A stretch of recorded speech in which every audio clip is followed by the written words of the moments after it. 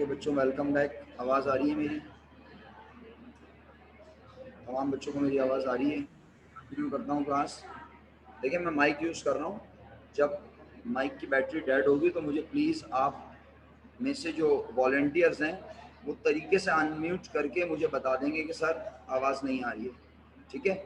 But आप में से बाकी लोग भी मुझे बता सकते हैं, लेकिन जब एक साथ सब लोग अनम्यूट करेंगे तो ज़रा मुश्किल हो जाती है ना, क्लास डिस्टर्ब होती है। तो आपसे रिक्वेस्ट है कि प्रॉपर तरीके से चीज़ों को लेके चलें आगे बढ़ते हैं।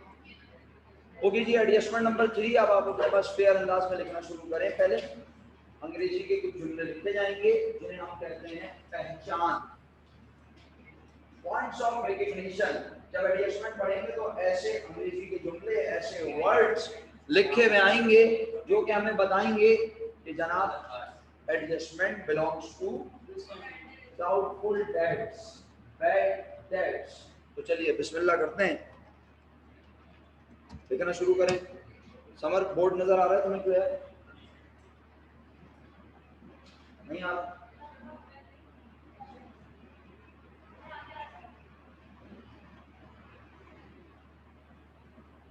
जो सबसे आगे आपको नहीं करा पक्का?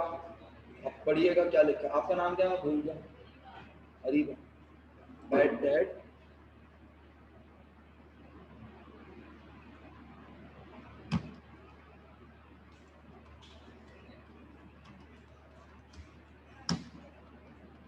bad dads, doubtful dads,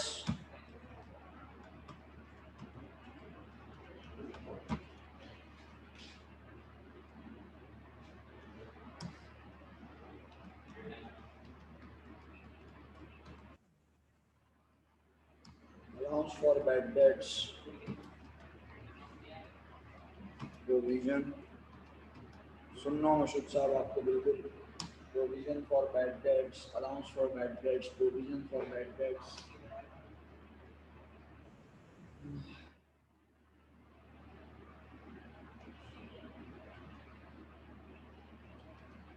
bad debts at the rate dash dash percent of net credit sales, bad debts at the rate percent of trade receivable,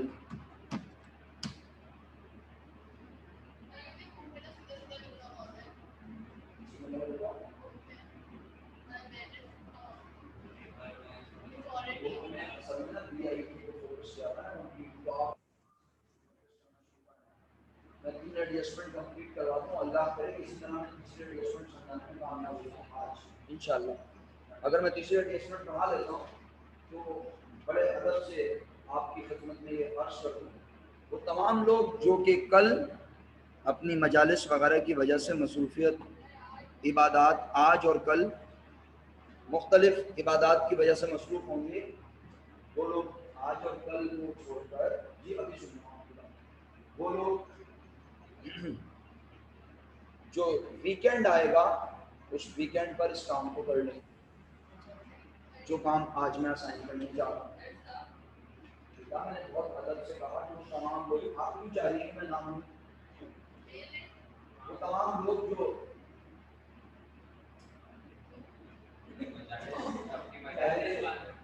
पहले सची मकसद फिक्र से ताल्लुक़ रखते हैं, उन तमाम लोगों को अपनी इबादत के सिलसिले में, और जो नहीं भी रखते और फिर भी अटेंड करते हैं, वो तमाम लोग अपनी इबादत परफॉर्म करने में प्रायोरिटी इबादत को दें। फिर उसके बाद टाइम बचे तो पढ़ाई कर लीजिएगा, वरना सैटरडे संडे में काम करिए। ठीक है, समझ गए आप मैं क्या कहना चाह रहा हूँ? जी अरीबा प्लीज। मेरा बेटा बिल्कुल पढ़ रहा हूँ जनाब आली। ये लिखा हुआ है bad debts, doubtful debts, uncollectible, allowance for bad dates, provision for bad dates, provision for doubtful debt भी हो सकता है। अब मैं यहाँ पे बार बार ऐसे तो नहीं लिखूंगा ना हेमन, allowance for doubtful debt, provision for doubtful debt, फिर अलाउंस फॉर अनकलेक्टेबल, मैंने एक बार लिख दिया कि बैड डेट्स को डाउटफुल डेट भी कहते हैं और अनकलेक्टेबल भी। तो मैंने कहा allowance for bad debts, allowance for doubtful debt, allowance for uncollectible. इसी तरह प्रोविजन के साथ भी ये तीनों वर्ड यूज हो सकते हैं। फिर लिखा bad debts at the rate, क्या लिखा है रिका, एट द रेट, और फिर ये ब्लैंक्स लगाए हैं मैंने। मैं जानबूझ के यहाँ परसेंटेज नहीं लिखना चाह रहा। मैं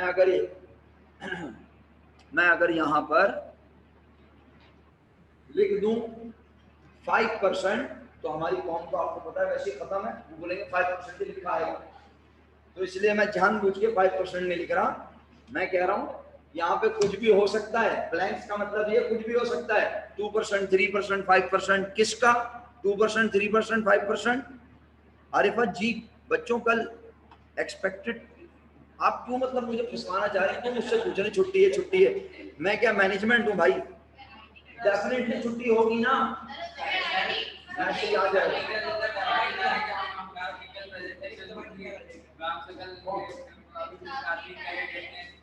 तो उसके बाद डर लगता है भाई। देखें आप इस तरह के फैसले, देखो वो तो क्लास टीचर है, क्लास टीचर बोलने का प्रेजेंटेशन नहीं है, बस को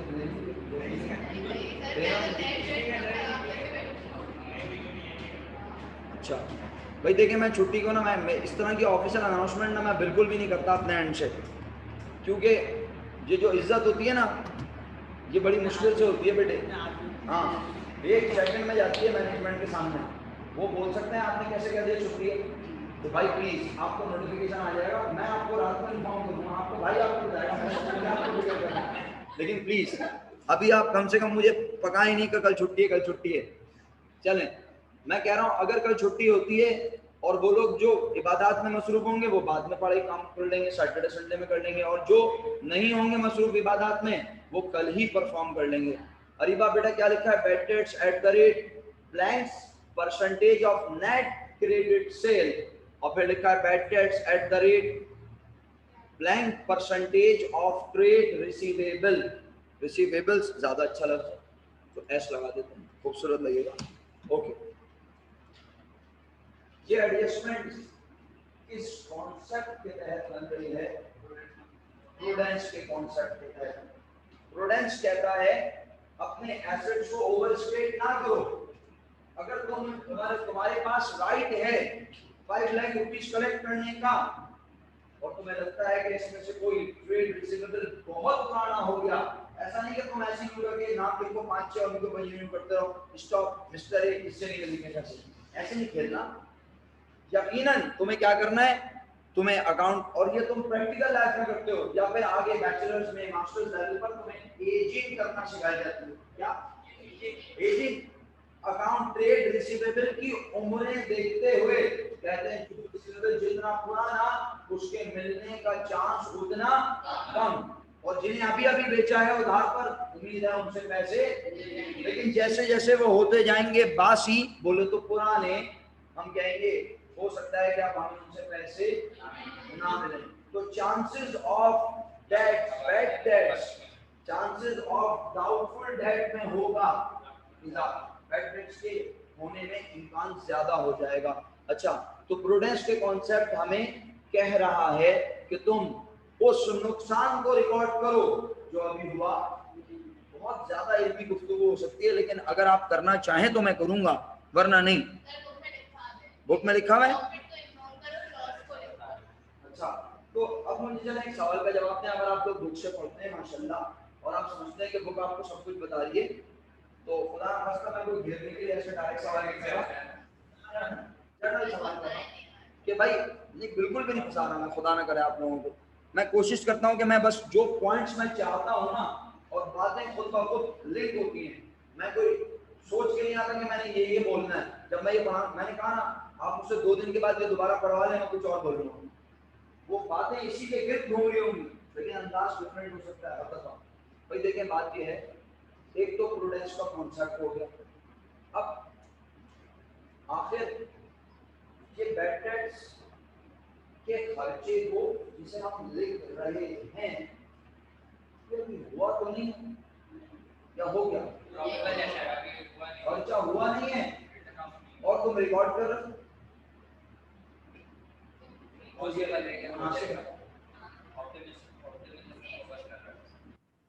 रहा हूँ जुमला ध्यान से सुने, ऑनलाइन वाले, आवाज आ रही है ना मेरी? अल्हम्दुलिल्लाह। मैं कह रहा हूँ, हाँ शोएब भाई कुछ कहने जा रहे हैं, मैं जुमला सवाल दोबारा कर दूँ तो फिर आप जवाब दें। मैं कह रहा हूँ आप ईयर एंड पर बैठकर प्रूडेंस कॉन्सेप्ट की वजह से अपने ट्रेड रिसीवेबल की वैल्यू को एडजस्ट करोगे।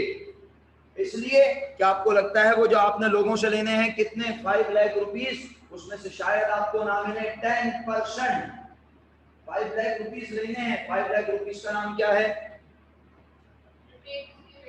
सो रहे ना, तो फिर बोले 5 लाख का नाम क्या है? उस 5 लाख रुपीस में से 10% आपको शायद, तो ट्रेड रिसीवेबल का 10% लगता है, लगा रहे हैं अंदाजा, एस्टिमेशन, कि हमें फ्यूचर में आने वाले साल में इस 5 लाख का शायद कितने परसेंट ना मिले, 10%, यानी कितना नुकसान हो सकता है। बोले तो 50,000, 5 लाख का 10% आपका यही आ रहा है, आप चेक कीजिएगा।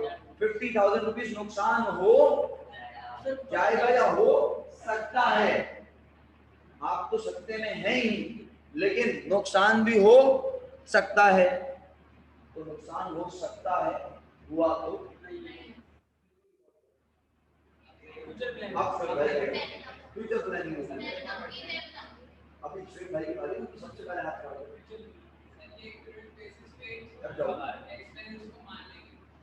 दोबारा हो जाए एक बार।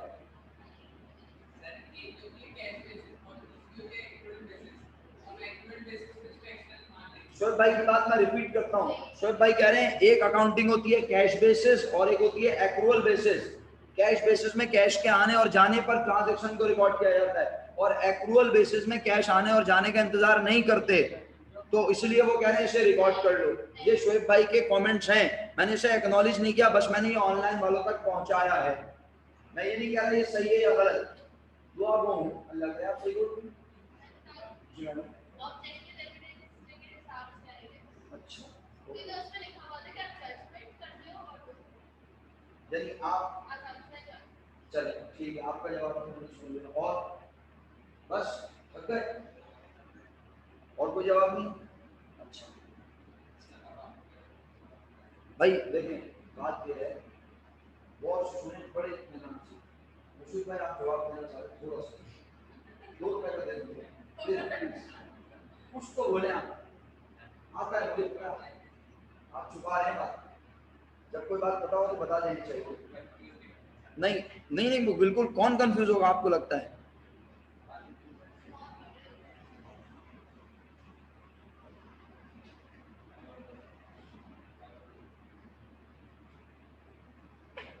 बच्चों, मैं आप तमाम लोगों के जवाब की बहुत कदर करता हूँ दिल से। आप गलत भी बोलते हैं ना तो आप बहुत अच्छा बोलते हैं, क्योंकि आप पार्टिसिपेट करते हैं। एक तकरीबन दिखने में मुअज़्ज़िज़ इंसान बोल रहा है, सर सवाल बताओ। एक है हमारी क्लास में तकरीबन मुअज़्ज़िज़, दिखता भी है भी, लगता भी है, हाँ, लेकिन कह रहा है सर सवाल बताओ। सवाल ये है, सवाल बड़ा आसान, अब बिल्कुल ये मैं पूछता है सर, जो नुकसान अभी हुआ नहीं है, जो खर्चा अभी हुआ नहीं है, मैं क्यों नहीं पूछ, हम तो कह रहे हैं हमें नुकसान हो सकता है, क्या मेरे पास से पैसे चलेगा? क्या मेरे पास से पैसे लेने का राइट चला गया? क्या मुझे ये पता चला कि जिसने पैसे देने थे वो फ्रॉड करके भाग गया? मरा भी नहीं है, जिंदा भी है, पाकिस्तान में भी है, कंफर्मेशन भी नहीं आई, कोर्ट से कोई लेटर भी नहीं आया, मेरे पास पैसे लेने के राइट है, उसने सीमन में एडमिशन भी नहीं लिया, वो बिल्कुल नॉर्मल है। तो मैं कहूंगा वॉइस नॉट क्लियर। अबे भाई तुम लोगों ने तो आज वॉइस नॉट क्लियर के ना नारे लगाए हैं, सबको आवाज आ रही है ना? अस्सलाम वालेकुम सर। बोलो सर आप जरा सा दूर जाते हैं ना तो आवाज बहुत हल्की हो जाती है, तो हम समझने की कोशिश कर रहे होते हैं, जब आप थोड़ा नजदीक आते हैं तो आवाज जरा बेहतर आती है। आप यकीन करें मैं दूर जा ही नहीं रहा आज बिल्कुल भी, मैं माइक यूज कर रहा हूँ कंटिन्यूसली, यकीन करें मैं दूर नहीं जा रहा। या तो ये इंटरनेट का इशू होगा शायद, आप कहते हैं तो मैं डेटा पे आ जाऊं अगर आप लोग ज्यादा मुश्किल महसूस कर रहे हैं। हाँ सर इंटरनेट का इशू होता तो आवाज अटकती, मगर अटक नहीं रही, स्लो आ रही है। हम कह रही है कि सर जो है ना वो हेडफोन से तो सही आ रही है आवाज उसे। अब मुझे नहीं समझ आ रही है आप लोगों को क्यों प्रॉब्लम आ रही है आज इतनी, हालांकि मेरी क्लास में आती नहीं है आमतौर। इंटरनेट का इशू नहीं है तो फिर आप लोग जरा हैंड फ्री वगैरह और या रीज्वाइन करके देख लें, सही है। मानूर बेटे मैं लैपटॉप सामने रख के पढ़ा रहा हूँ और मैं माइक यूज कर रहा हूँ और मुझे बहुत सारे बच्चों के मैसेज आ रहे हैं कि आवाज सही आ रही है। अब मुझे बताएं मैं करूं क्या, बताएं कोई हल है मेरे पास? नहीं ना। अगर अच्छा एक काम करता हूं, चलें मैं माइक चेंज करता हूं, ये कर लेता हूं बस, माइक चेंज कर देता हूं बस, हो सकता है उससे फाका हो जाए। ओके एक मिनट तो रुको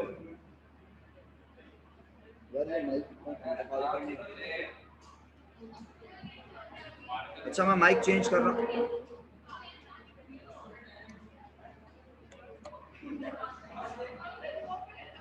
बच्चों मैं माइक चेंज कर रहा हूँ, तुम रुक जाओ, सही है।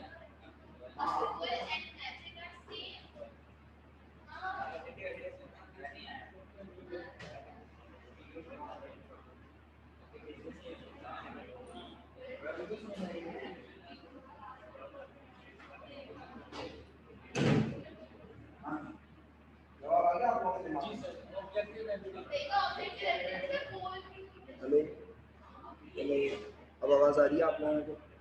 आवाज बेहतर हुई है कुछ? माइक चेंज किया है मैंने, बट अगर अभी भी आवाज का इशू है तो फिर आपके एंड से है प्रॉब्लम। जी अक्सर बताएं, आवाज दूर करीब नहीं हूं मैं, बिल्कुल मैं माइक यूज कर रहा हूं तो दूर करीब का तो मैटर ही नहीं है। रिता आप दोबारा आ गई क्लास में? पहली मीटिंग से आप चली गई थी ना, इसलिए कि आप बोलने नहीं थी। अभी मैसेज करना आ गया आपको बेटे? हैं मैसेज करना सीख गई आप? कोई बात नहीं, अभी आप बहुत कुछ सीखेंगे इंशाल्लाह मेरी क्लास में।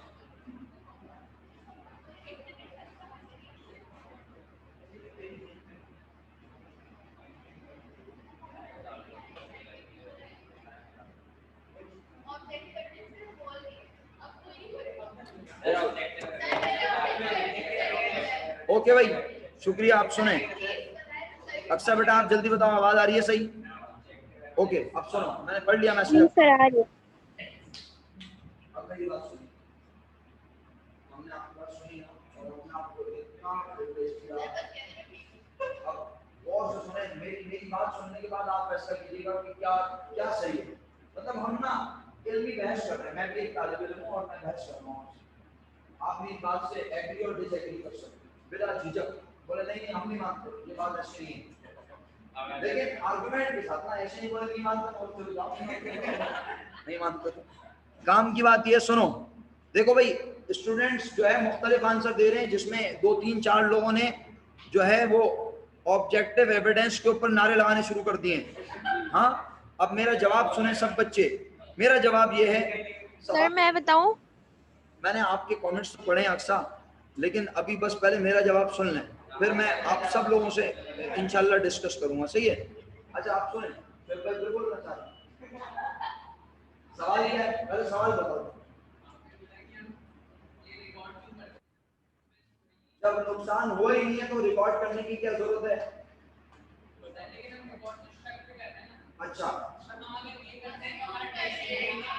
ओके ओके ओके, सब एक जान लिख के बोलेंगे ना तो फिर मंगल बाजार दूध बाजार बन जाएगा, तो प्लीज एक एक करके बोलेंगे। देखो भाई हाँ हम अटेंडेंस सब लोग माफ करते हैं प्लीज। अब सुनो मेरी बात, सबसे पहला जवाब तो यही है कि अकाउंटिंग हमें पाबंद कर रही है कि भाई नुकसान नहीं हुआ तो क्या हुआ। प्रूडेंस का कॉन्सेप्ट सबसे पहला जवाब तो यही है। लेकिन भाई बहुत सुनिए मेरी बात ना बहुत ध्यान से, जब मैं आपसे कहूं कि फ्यूचर का नुकसान है ना, अभी हुआ तो नहीं, क्यों नहीं करे इसका?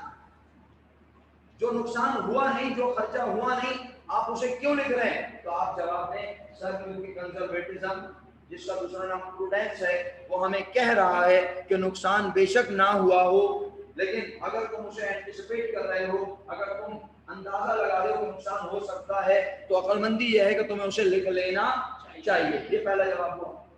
फिर मैंने सवाल किया, अगला सवाल अब सुने। अकाउंटिंग तो कहती है जो जिस साल का खर्चा उसी साल रिकॉर्ड हो, तो खर्चा तो हुआ नहीं, क्योंकि रिकॉर्ड हो रहा है इस साल। ये देख के मार रहा हूं ना, हो जाओ। मैं तो बताऊंगा, मैंने तो अगला सवाल कर दिया आपसे। ये तो मैचिंग प्रिंसिपल के अगेंस्ट नहीं हो गया। मैचिंग प्रिंसिपल कहता है जो जिस साल का खर्चा उसी साल रिकॉर्ड हो। बोलो। एग्जैक्टली शोएब भाई विनर हैं आज के। मेरी तरफ से शोएब भाई को बहुत बहुत मुबारक हो, इन्होंने सही जवाब दे दिया, बिल्कुल सही जवाब। बेटे बेशक नुकसान इस साल नहीं हुआ, लेकिन रेवेन्यू तो उससे जनरेट इसी साल हुआ है ना। आपने कस्टमर्स को सामान को इसी साल बेचा है, और उनको सामान बेचे हुए 6 साल 8 महीने हो गए, और उनसे जो पहनाए जा रहे हैं हम आएंगे, लेकिन वो आई नहीं है। सामान बेचने से खुशियां नहीं आई थी हमारे घर, जब मर्चेंडाइज बेची थी नहीं। देखें ये वाली अप्रोच खत्म करते हैं प्लीज। पैसे आने को आमदनी कहते, ये बात तो बचपन में पढ़ाई है मैंने आपको। पैसे आने से इनकम का ताल्लुक नहीं होता, और पैसे जाने से एक्सपेंस का ताल्लुक नहीं होता। क्यों बच्चों, ऑनलाइन वाले सुनना है मेरी बात? मेरी बात समझ आई? खर्चे का पैसे जाने से ताल्लुक नहीं है, तो बेटा इसी तरह इनकम का पैसे आने से ताल्लुक। तुमने माल, तुम्हारे प्रेमिसेस से, तुम्हारे ऑफिस से माल निकल गया, सामान लेके वो शख्स निकला, बाहर आ गया इस ड्यूटी में, आपने आमदनी कमा ली, आपके पैसे हलाल है। सामान लेके निकला, किसी ने छीन लिया, चोरी हो गया, डकैतियां पड़ गई, हम रिस्पॉन्सिबल नहीं है। मेरी बात समझ आई? बहरहाल जो भी लिखा हुआ है इस बात में नहीं है, फिलहाल आप मेरी बात इतनी समझ लें, कोई बात नहीं। अब आप लोग लड़ाई लड़ाई मेरी बात सुनना, बस काम की बात सिर्फ और सिर्फ इतनी सी है। मैं 2 सवाल आपसे कंटिन्यूटी में कर रहा था, वो मैंने कर भी लिया और जवाब भी खुद ही शेयर किया, और शोएब भाई ने बहुत अच्छा साथ दिया। आप लोगों ने भी अपनी अपनी अपनी मुताबिक बहुत अच्छा बोला। पहला क्वेश्चन ये था कि जो नुकसान अभी हुआ नहीं है उसे रिकॉर्ड क्यों करना है, उसका जवाब था प्रूडेंस कह रहा है तो करना पड़ेगा। अकाउंटिंग का कॉन्सेप्ट कह रहा है तो ये काम करना पड़ेगा। ओके, फिर मैंने कहा मैजिक प्रिंसिपल कह रहा है जो जिस साल का खर्चा उस साल रिकॉर्ड करो, तो ये तो खर्चा हुआ ही नहीं है और क्यों रिकॉर्ड कर रहे हो? तो शोएब भाई ने जवाब दिया सर खर्चा नहीं हुआ है, लेकिन इस खर्चे की जो आमदनी है, यानी जो खर्चा है, ये खर्चा क्यों होगा? क्योंकि हमने इस साल लोगों को सामान बेचा है, रेवेन्यू जनरेट किया है, और उसी रेवेन्यू में से हमें लगता है कि कुछ पैसे शायद बेशक वो अगले साल ना मिले, उससे अगले साल ना मिले, लेकिन वो रेवेन्यू जनरेट हुआ है इस साल, तो उसमें से जितने पैसे लगता है नहीं मिलेंगे, उसे एक्सपेंस भी इसी साल का कहना पड़ेगा। ये मैचिंग प्रिंसिपल के अकॉर्डिंग हुआ, इसका मतलब है। तो मैचिंग प्रिंसिपल भी फॉलो हो रहा है, प्रूडेंस भी फॉलो हो रहा है। बज़ाहिर स्टूडेंट को लगता है कि मैचिंग प्रिंसिपल फॉलो नहीं हो रहा। सही है। अब मैं 1 बाय 1 क्वेश्चन लेता हूं, अगर आपके पास है। अब हाँ तलाश सर, इन केस अगर वो अब इस साल हमारी सेल होगी, अगर वो अगले 2 साल के बाद हमें पेमेंट करें, तो फिर वो किस ईयर में होगा? तो उसके लिए हम एक अभी अकाउंट बनाएंगे, अपना कॉन्ट्रा एसेट अकाउंट, जिसके बारे में अभी बात करूंगा। हम उस अकाउंट को एडजस्ट करते रहेंगे हर ईयर। ऑब्जेक्टिव एविडेंस है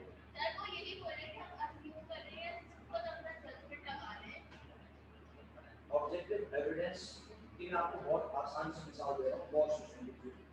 जब आप सामान खरीदते हैं तो आपके पास इनवॉइस आती है, ये ऑब्जेक्टिव एविडेंस है। आप सामान बेचते हैं, आपके पास इनवॉइस आती है, ये ऑब्जेक्टिव एविडेंस है। आप अपने मुलाजिम को सैलरी देती हैं, आप उनसे एक्नॉलेजमेंट देती हैं, कैश देती हैं, ये ऑब्जेक्टिव एविडेंस है। वाउचर बनाती हैं, आप बैंक के जरिए उन्हें पेमेंट करती हैं, बैंक स्टेटमेंट आता है, उसमें नजर आता है आपके अकाउंट से पैसे जा रहे हैं। All these are called objective evidence. I hope कि ऑब्जेक्टिव एविडेंस आपको याद आ गया। अच्छा जी प्यारे बच्चों, ऑनलाइन में से किसी का कोई सवाल है अक्सा या और कोई भी स्टूडेंट? जो तारिक भाई कंफ्यूज तो नहीं है मेरा बेटा? कोई भी student please ji.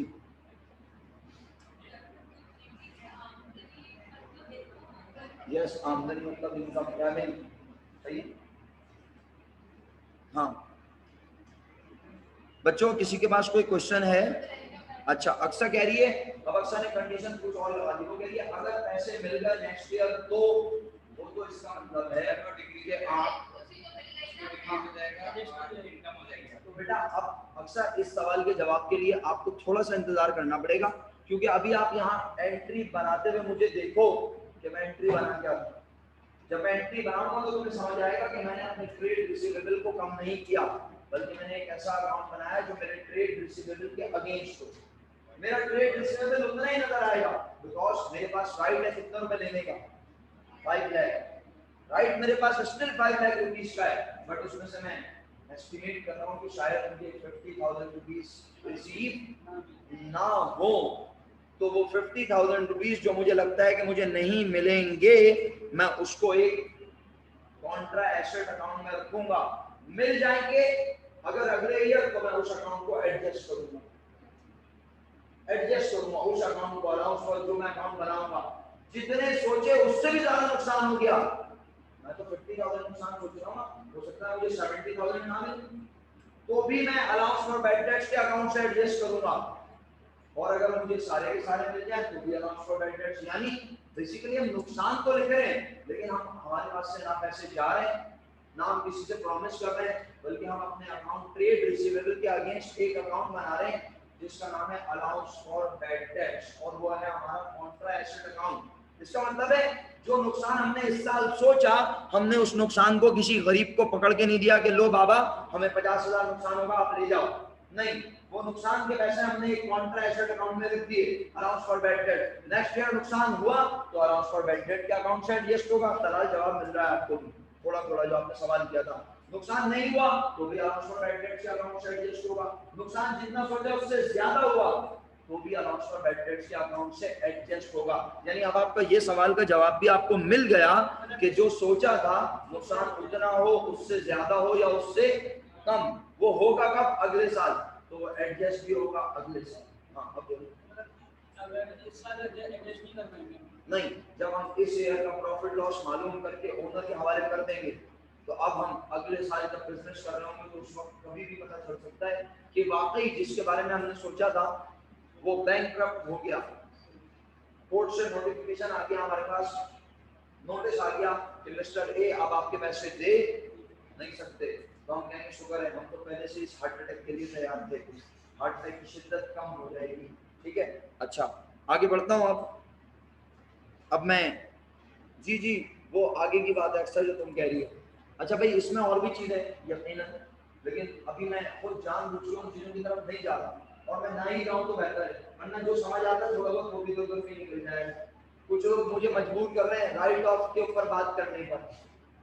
Right of क्या होता है कि मुझे किसी के बारे में कंफर्म हो जाए कि मुझे अब उससे पैसे मिलेंगे ही नहीं, और कुछ लोग कह रहे हैं अच्छा जो सोचा था कि नहीं मिलेंगे और वो मिल गए, तो इसलिए अभी आप इन डायरेक्शंस में ना जाएं।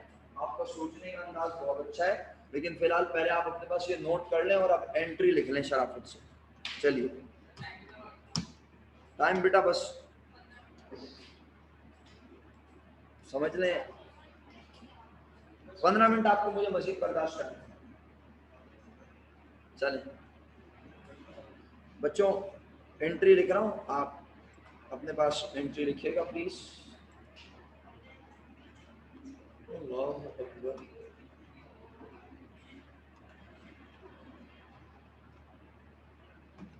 Bad debt expense debit allowance for bad debts credit। कौन क्यों डेबिट और कौन क्यों क्रेडिट हुआ, अगर आप जानना चाहते हैं तो यकीनन मैं बताने के लिए बिल्कुल रेडी हूँ। हम कह रहे हैं हमें फ्यूचर में शायद 50,000 रुपीज नहीं मिलेंगे, ये हमारा नुकसान है जो अकाउंटिंग हमें अलाउ कर रही है। तो ये 50,000 लेने का राइट भी तो इसी साल आया था, और जब हमें लग रहा है कि ये नहीं मिलेंगे अगले साल, तो बेशक नुकसान अगले साल होगा, लेकिन अकाउंटिंग अलाउ करिए इस नुकसान को इसी साल रिकॉर्ड करो। तो जब नुकसान को रिकॉर्ड करेंगे तो नुकसान में, एक्सपेंस में, खर्चों में होगा, और एक्सपेंस बढ़े तो प्यारे बच्चों हमेशा बोल नहीं रहे आप लोग? डेबिट। तो आप देख सकते हैं मैंने बैड डेट एक्सपेंस डेबिट में लिखा है। तो क्या मेरे पास से कैश जा रहा है? क्या मैं किसी से प्रॉमिस कर रहा हूं? और भाई अब आपके या तो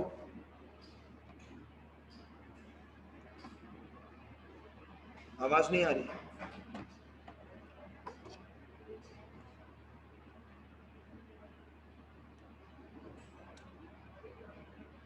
अब बताओ आवाज आई? आवाज आ रही है? शास भाई आवाज आ रही है? सबको आ रही है आवाज? एक आगे हैं? शास भाई आपने बिल्कुल सही बोला था। चलो आप जरा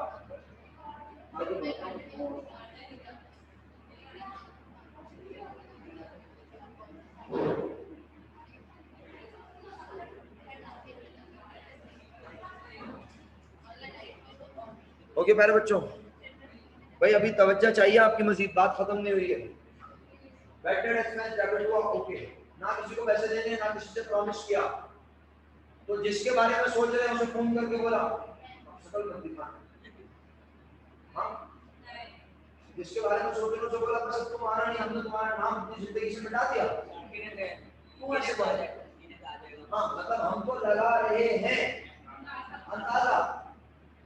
एक होता है कंफर्मेशन, जब हमें पता चलता है कि वो मर गया, कि वो बैंकक्रप्ट हो गया, वो बहुत सारे लोगों को धोखा देके पाकिस्तान छोड़ के अब उसके आने का कोई इम्कान नहीं है, तो फिर हम कहते हैं उसका नाम ना सिर्फ किताबों से आग लगा के मिटा दूंगा, जिंदगी से मिटा दूंगा, हर जगह से उसका नाम मिटा दूंगा।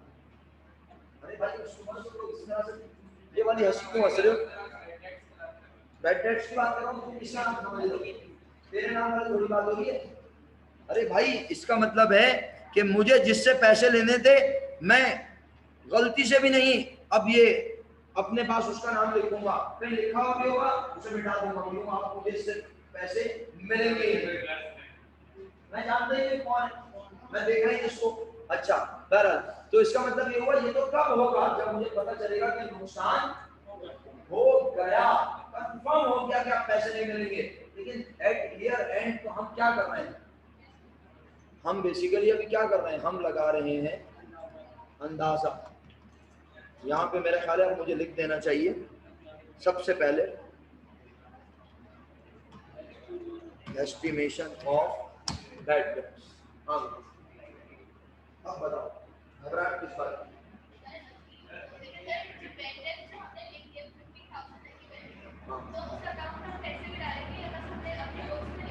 जी अकाउंट बनाया ना एक, हमने एक अकाउंट बनाया, यही 50,000 रुपीज हमने रख दिए कि अगर नुकसान हुआ तो हम उस नुकसान के लिए पहले से रेडी हैं। चले और आसान मिसाल देता हूँ समझाने के लिए दे रहा हूँ। हमारे पास बिजनेस में हम नुकसान के लिए अपने आप को अभी समझा रहे हैं। एक जुमला सुनने, एक जुमला तो सुनने, एक जुमला आपको सुनते ही सवाल में सवाल होके जाते हैं मेरे ऊपर। अबे एक जुमला सुनो भाई, वैसे तो बड़ी माजरत के साथ आप सारी मम्मी डैडी किस्म के लोग हैं, आपको एग्जाम्पल मुश्किल से समझ आएगी, लेकिन एक दो दाने हैं क्लास में जो मेरी बात समझ जाएंगे और से सुनिएगा। तकरीबन लोग या तो जो है वो आ रहे हैं अपना बोले तो अपना के साथ गाड़ी में, या फिर आ रहे हैं स्कूल वैन में।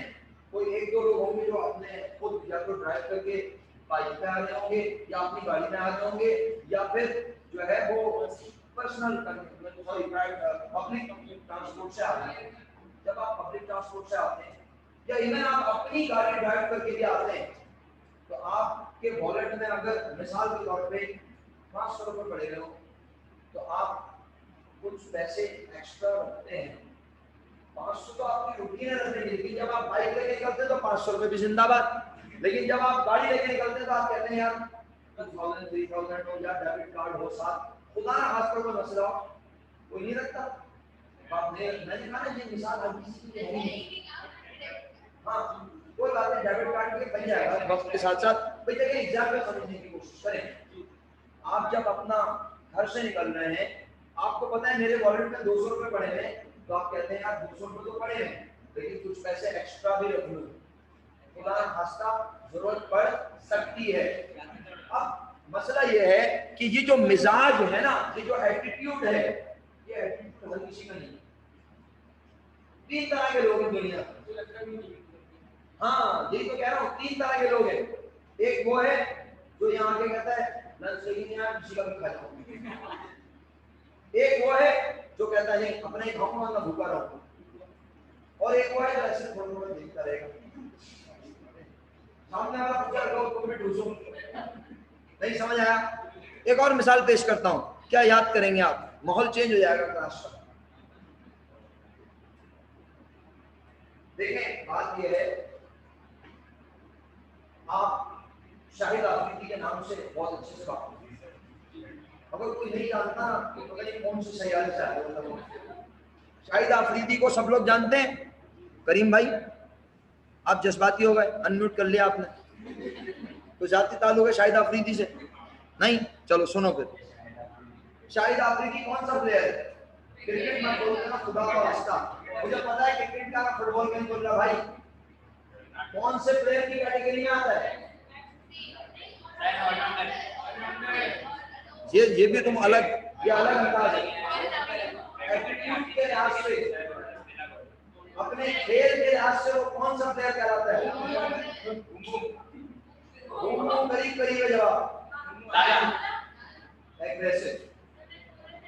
हम नहीं है ना, आवाज में क्या वही नहीं बोल रहे, मैं एंजॉय करके जोर से बोलो भैया। वो कौन सा प्लेयर कहलाता है? एग्रेसिव। कौन होते हैं ये? बॉल आएगी, बाउंड्री बाहर जाएगी, नहीं जाएगी, मैं जाऊं।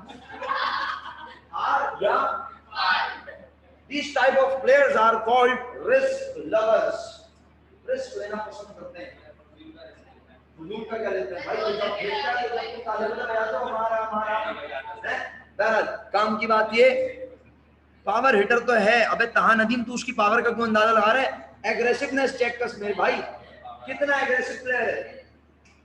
आप दूसरी तरफ मिसबा,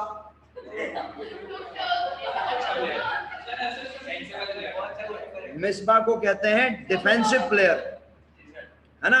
वो डिफेंसिव है, वो मॉडरेट भी नहीं खेलता। मॉडरेट वो डिफेंसिव खेल खेल के जब मर जाए सामने बॉलर, तो वो कहता है अब मारूंगा।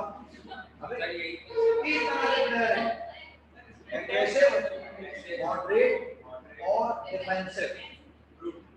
दुनिया में एटीट्यूड के लिहाज से ये तीनों तरह के लोग होते हैं। अभी मैं आपसे सिर्फ 2 लोगों की बात कर रहा हूँ।